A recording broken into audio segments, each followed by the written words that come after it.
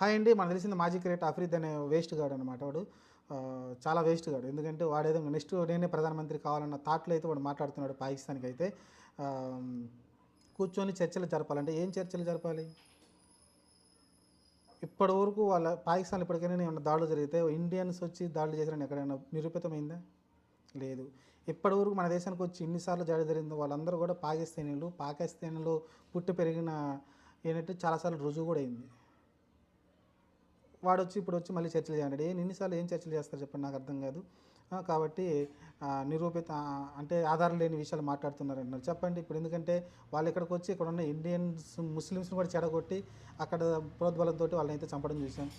అక్కడ ఎళ్లి ఇబ్బంది పడి చాలా క్రూరంగా చంపిన వాళ్ళ భర్తలు వాళ్ళ భార్యలొచ్చి బయటకొచ్చి స్వచ్ఛంగా చెప్తున్నారు. ఏంటి హిందువులైతేనే చంపారని. అంటే ఇండియాలో హిందువు అనేవాడు బతకకుండా చేయాలని వాళ్ళ ఉద్దేశం. ఎన్ని కోట్ల మందిని చంపుతారు?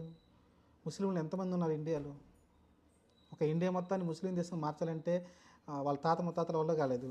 వాళ్ళ ముత్తాతల వల్ల కూడా కాలేదు.